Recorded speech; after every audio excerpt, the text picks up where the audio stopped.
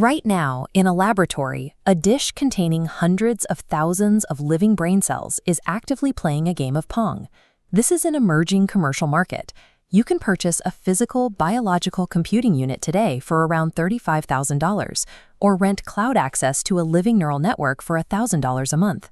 For decades, we've built our digital world entirely on silicon. Modern processors execute billions of deterministic instructions per second with extreme accuracy and mathematical predictability. So why are researchers and major tech companies trying to build computers out of fragile, high-maintenance human tissue? To understand the purpose of a biological computer, we have to look past raw arithmetic and rethink what we expect a processor to actually do. To build the hardware, no one is scooping actual brains out of heads. Instead, researchers take a standard biological sample, like a drop of blood or a skin scraping, and reprogram those cells into a stem cell stage. From there, they grow into mature 3D neural organoids. But growing a CPU introduces a massive flaw: batch variance. Two biological processors grown from the exact same recipe will self-organize in unpredictable ways, yielding entirely different computational results. Because these chips are derived from actual human donors, the hardware itself carries sensitive genetic signatures and disease-associated variants. Unlike buying a piece of consumer silicon, purchasing a wetware computer requires navigating international genomic privacy laws before you can even power the machine on. Once you have the cells, you need a motherboard.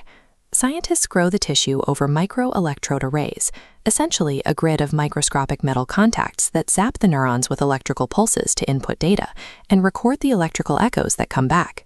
You cannot write if-then code for cells. You train the network through closed-loop feedback, rewarding the tissue when it produces the right pattern. The process relies heavily on an animal training model rather than software engineering. Keeping this processor online requires an extreme cooling system. The tissue needs a constant exchange of fluid nutrients, strict temperature control, precise gas management, and absolute laboratory sterility. If a single stray bacteria gets in, your processor dies of an infection. This sheer biological overhead brings us to wetware's real competitor, neuromorphic silicon chips. These are manufacturable processors designed to mimic the brain's event-driven architecture, entirely avoiding the mess of dying cells. Because a living network requires a dedicated life support stack, it will never outscale or outpace neuromorphic silicon in raw computing speed. We have to look outside the traditional tech industry to find its true value.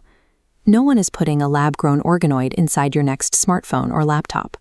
The actual target market for this hardware is neuropharmacology and biomedical research, where these systems serve as human-relevant disease models. In recent experiments, scientists have grown hyper-excitable neural networks that mimic human epilepsy. By hooking them up to this computer interface, researchers can apply experimental anti-seizure drugs and measure exactly how the tissue's information processing improves in real time. These platforms provide a human-relevant environment where researchers can witness exactly how a disease disrupts neurologic and how a specific drug might restore it. There is an obvious ethical question here regarding consciousness. Current international stem cell guidelines agree that these simple setups do not feel pain or possess awareness. This chart shows the projected milestones for the wetware field. As researchers scale up toward biological data centers and connect these organoids to complex sensors over the next decade, defining the line for moral status will become a heavily debated issue.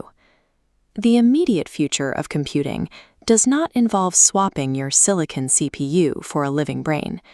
We are looking at a specialized hybrid, a machine where digital coprocessors manage the timing and safety, while living human tissue provides the adaptive, biological dynamics. Let me know in the comments, would you trust an organoid with your processing tasks, or are you sticking with traditional silicon? If you found this teardown interesting, be sure to like and subscribe.